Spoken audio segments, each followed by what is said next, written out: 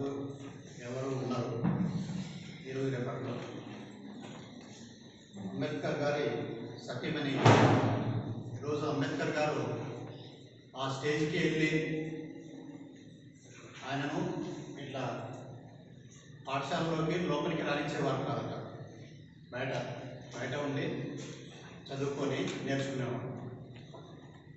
లోపల ప్రాబ్లమ్స్ ఏమంటే వీళ్ళు ఎవరు లోపల ఉన్న వాళ్ళు ఎవరు కూడా చేసేవాళ్ళు కాదు. ఆయన బయట ఉండి కిటికీలో నుంచి చూసి విని నేర్చుకొని నేను చేస్తా సార్ అని ఆయన అక్కడ ఉండి చెయ్యి ఎత్తేవాడు అనమాట.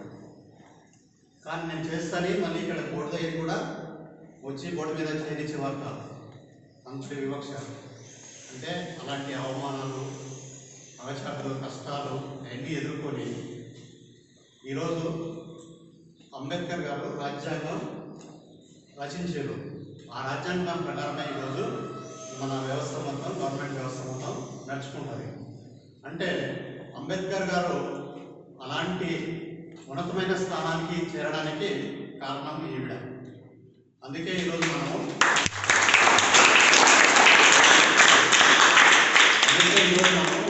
గొప్పగా ఈవిడను మనం స్మరించుకుంటున్నాం. పూర్వము ఇలాంటి పరిస్థితులు ఉండేవి కావు. ఈరోజు మనం హ్యాపీగా ఫ్యాన్లు, కుర్చీలు ఇవన్నీ అనుభవిస్తున్నాం. ఒకప్పుడు ఇవన్నీ ఏమి లేవు.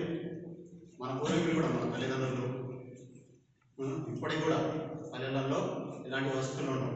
అంటే మన తల్లిదండ్రులు ఎంత కష్టం చేస్తుందో మనందరం గ్రహించాలి. అంటే మన ఉన్నతి కోసం మేము పడిన కష్టాలు మా పిల్లలు భవిష్యత్తులో పడకూడదు అని చెప్పి మన తల్లిదండ్రులు ఇప్పుడు ఎలాగైతే కష్టపడి మిమ్మల్ని మనందరినీ చదివిస్తున్నారో అట్లా ఈవిడ మన జాతి కోసం, మన భారతదేశం కోసం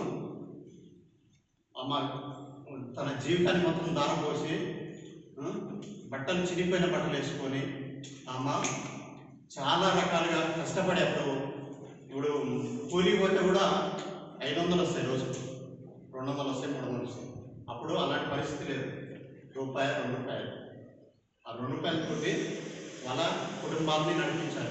పెద్ద కుటుంబాలు. డాక్టర్ బిఆర్ అంబేద్కర్ వాళ్ళ కుటుంబంలో 14వ కొడుకు వాళ్ళ తల్లిదండ్రులు. అలాంటి పరిస్థితులలో అవన్నీ అవమానాలు ఎదుర్కొంటూ అవన్నీ అధిగమిస్తూ రాజ్యాంగాన్ని రాయడం జరిగింది. ఆ రాజ్యాంగం కూడా ప్రపంచంలో అన్నిటికంటే గొప్ప రాజ్యాంగంగా మన రాజ్యాంగాన్ని అందరూ కొనియాడతారు, పొగుడతారు. కాబట్టి మనందరం కూడా మనకి ఇప్పుడు చాలా వస్తువులు ఉన్నాయి కాబట్టి మంచిగా చదువుకొని గొప్ప ఆఫీసర్లు అయ్యి ఈరోజు చూడండి మన సార్కు చాలా పనులు ఉంటాయి, సెలవులు, ఆయన ఎక్కడైనా వెళ్ళొచ్చు. కానీ ఫ్రీగా మీ దగ్గర ఏమైనా డబ్బులు తీసుకున్నాడా?